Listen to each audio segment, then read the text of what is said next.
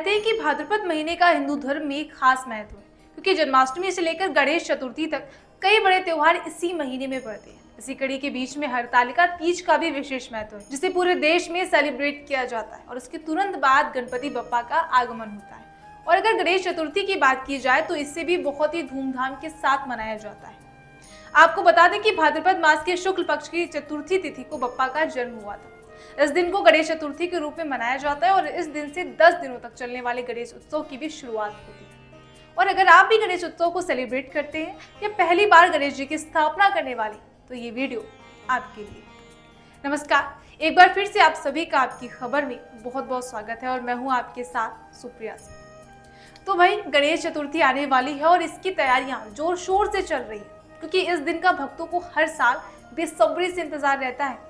आपको बता दें कि 2024 में गणेश चतुर्थी 7 सितंबर को मनाई जाएगी। गणेश चतुर्थी के दिन भक्त बप्पा की स्थापना अपने घरों में करते हैं और पूरे विधि विधान से उनकी पूजा भी करते हैं। लेकिन आपको बता दें कि गणपति बप्पा को अपने घर में स्थापित करने के भी कई नियम हैं और बप्पा को खुश रखने के लिए नियमों का सही तरीके से पालन करना भी बहुत जरूरी है। कहते हैं कि इस दिन शुभ मुहूर्त में विधिवत गणेश जी की स्थापना करें, क्योंकि शुभ मुहूर्त पर किए गए कार्य सिद्ध होते हैं और बिना मुहूर्त में कार्यों को हमेशा असफलता ही मिलती है। अगर आप गणेश चतुर्थी पर पहली बार गणेश भगवान को घर पे ला रहे हैं तो कुछ बातों का ध्यान रखना बहुत जरूरी है। आपको बता दें कि गणेश स्थापना के नियम जानने से ज्यादा जरूरी है कि बप्पा को घर में लाने के नियम क्या है। जैसे कि गणपति के 22 सूंड में चंद्रमा का प्रभाव होता है और चंद्रमा के स्वभाव की अगर बात करें तो शांत, शीतल और सौम्य होता है। ठीक उसी तरह 22 और सूंड वाले गणपति हमारे लिए श्री लक्ष्मी, आनंद, सुख, समृद्धि, यश और ऐश्वर्य के दायक होते हैं। और प्रतिमा को घर लाने से पहले इस बात का भी जरूर ध्यान रखें कि भगवान गणेश की बैठी हुई प्रतिमा ही घर लाएं। साथ ही प्रतिमा में उनका एक हाथ आशीर्वाद देते हुए हो और दूसरे हाथ में मोदक हो। इससे घर में हमेशा सुख समृद्धि का वास रहता है। और गणेश जी की मूर्ति का चुनाव करते वक्त ध्यान रखिए कि उसमें चूहा जरूर हो। मूषक यानी चूहा गणपति जी का वाहन है और मान्यता है कि बिना मूषक की गणेश मूर्ति की पूजा करने से दोष लगता है। और अब बात करते हैं गणेश जी की स्थापना की। जब भी आप गणेश मूर्ति की स्थापना करें तो भगवान गणेश की प्रतिमा ईशान कोण में स्थापित करनी चाहिए और उनका मुख उत्तर दिशा में रखें। साथ ही भगवान गणेश की प्रतिमा को चौकी पर रखने से पहले उसे अच्छे से साफ कर लें और गंगा जल छिड़क कर उसे शुद्ध करें। इसके बाद गणपति बप्पा को उस चौकी पर स्थापित करें।